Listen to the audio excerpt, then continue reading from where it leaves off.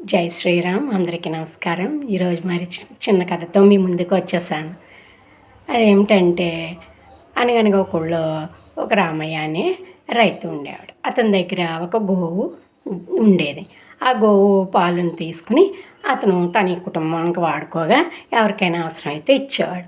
ఇలా జరుగుతూ ఉండగా ఒకసారి ఒక దొంగ ఆ రాత్రి మీద 5 రూండా కట్టిన గోవును తీసుకుని పారిపోయాడు. అప్పుడు తెల్లవారు చూస్తే రామయ్య గోవు కనిపించలేదని ఇరుగు పొరుగు వారిని ఆ పక్క ఊళ్ళో అన్నీ అడిగాడు. ఈలోగా అతనికి ఒక సమాచారం అందింది. ఏమిటంటే, పొరుగురులో దూడల సంత జరుగుతుంది. అక్కడికి అన్ని గేదెలు ఆవులు తెచ్చి అమ్ముతారు. నీ ఆవు కూడా ఉందేమో చూసుకో అని అందరూ చెప్తే తన స్నేహితుడైన సీతయ్యని తీసుకొని ఆ సంతకు వెళ్ళాడు రామయ్య. అక్కడ ఆ దొంగ ఆ గోవును అమ్ముతుండగా చూసి, ఇది నా గోవు అని చెప్తే, కాదు ఇది నాది అని వాదించాడు. అలా ఇద్దరు కలిపి మళ్ళీ గ్రామాధికారి దగ్గరికి వెళ్ళారు.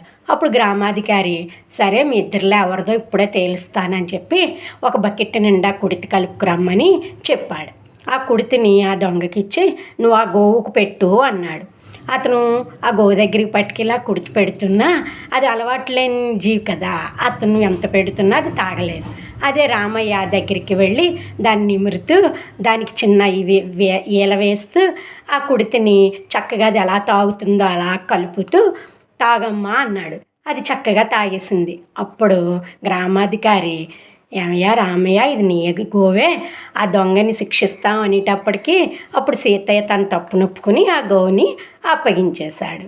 ఇదేమిటనమాట, మూగజీవాలను మనం ఎంత బాగా ప్రేమిస్తే అవి మనల్ని ఎంతో అభిమానిస్తాయి. హరే కృష్ణ.